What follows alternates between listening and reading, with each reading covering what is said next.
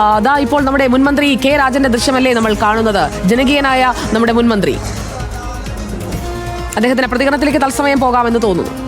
ഒപ്പം മുൻമന്ത്രി GR അനിലിനെ നമുക്ക് കാണാം. നെടുമങ്ങാട് MLA സാധാരണ നിലയിലുള്ള എല്ലാ പിന്തുണയും ക്രിയേറ്റീവായ കാര്യങ്ങളിൽ ഈ ഗവൺമെന്റിന് ഉണ്ടാകും. ഗവൺമെന്റ് സത്യപ്രതിജ്ഞ കേരളത്തിന്റെ പുതിയ മുഖ്യമന്ത്രി ചുമതലയെടുക്കുന്ന ചടങ്ങാണ്, മന്ത്രിമാർ ചുമതലയെടുക്കുന്ന ചടങ്ങാണ്.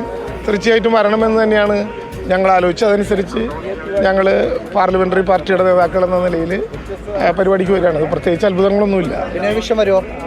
ഉറപ്പായിട്ടും പാർട്ടി സ്റ്റേറ്റ് സെക്രട്ടറിയും വരേണ്ടതാണല്ലോ. ഞങ്ങൾ വളരെ ക്രിയേറ്റീവായിട്ടാണ് ഇതിനെല്ലാം കാണുന്നത്. പക്ഷെ എവിടെയെങ്കിലും ക്രിയേറ്റീവ് അല്ലാതെ ഇടപെടേണ്ട ഒരു ഘട്ടം വരില്ല എന്ന് ഞങ്ങൾ പ്രതീക്ഷിക്കുന്നു. വരേണ്ടി വന്നാൽ അപ്പം പറയാം. അതാണ്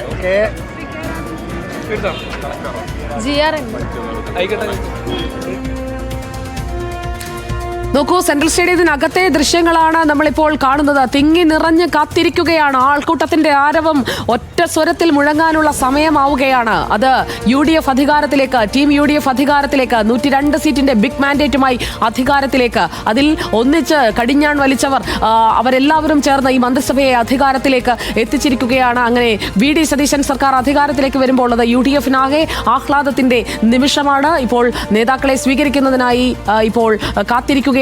അവിടെ നമ്മളിപ്പോൾ കാണുന്നത് ദീപദാസ് മുൻഷിയും VD സതീശനും സംസാരിക്കുന്നതാണ്. KC വേണുഗോപാലുണ്ട്.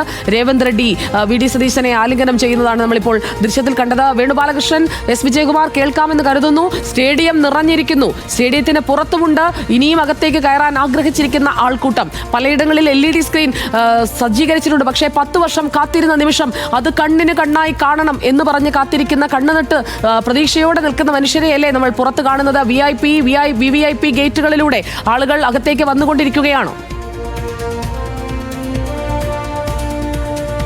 തീർച്ചയായിട്ടും അതെ. ഇവിടെ നമുക്ക് കുറച്ച് പ്രവർത്തകർ വന്നിട്ടുണ്ട്. നമ്മളിപ്പം VVIP ഗേറ്റിലേക്ക് പോകുന്ന വഴിയിൽ ഇവർ നമ്മളെ തടയുകയായിരുന്നു.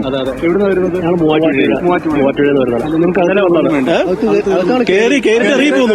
ഭയങ്കരമായിട്ട് തിരക്കായതുകൊണ്ട് അവിടെ ഞങ്ങൾ തിരിച്ചു റിട്ടേൺ പോരുവാണ്. VIP പാസ് വരില്ല. എന്ത് ചെയ്യാൻ, നിൽക്കാനിരിക്കാനും സ്ഥലം അതുപോലെ ജനങ്ങളാണ് തന്നതാ. പക്ഷെ പ്രയോജനമില്ല. കയറിയിട്ട് എല്ലാ പാസും ഒരുപോലെയാ. അകത്ത് കയറി കഴിയുമ്പോൾ UDFന്റെ പ്രവർത്തകരെ കൊണ്ട് നിറഞ്ഞു സ്റ്റേഡിയം.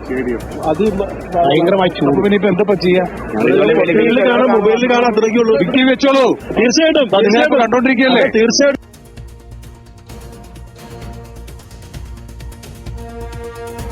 കോൺഗ്രസിന്റെ 12 മന്ത്രിമാർ, ലീഗിന്റെ 5 മന്ത്രിമാർ, ഘടകകക്ഷികളുടെ മന്ത്രിമാർ എല്ലാം ചേർന്ന് 21 പേർ സത്യപ്രതിജ്ഞ ചെയ്ത് അധികാരമേൽക്കാനുള്ള നിമിഷത്തിലേക്ക് നമ്മളിതാ എത്തുകയാണ്. VD ക്യാബിനറ്റ് അധികാരത്തിലേക്ക് എത്താൻ പോകുന്നു. തലസ്ഥാനം ആഘോഷത്തിലാണ്.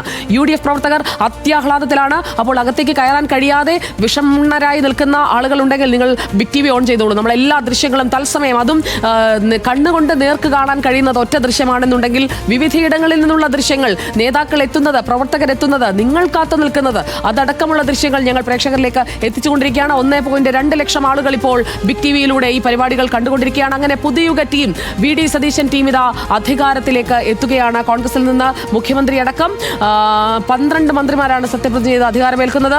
ഈ അധികാരമേൽക്കൽ അത് ആവേശമാക്കാനുള്ള എല്ലാ ഒരുക്കങ്ങളുമുണ്ട്. PR പ്രവീണ, നിറഞ്ഞു കഴിഞ്ഞിരിക്കുന്നു സ്റ്റേഡിയം. പുറത്തുമുണ്ട്.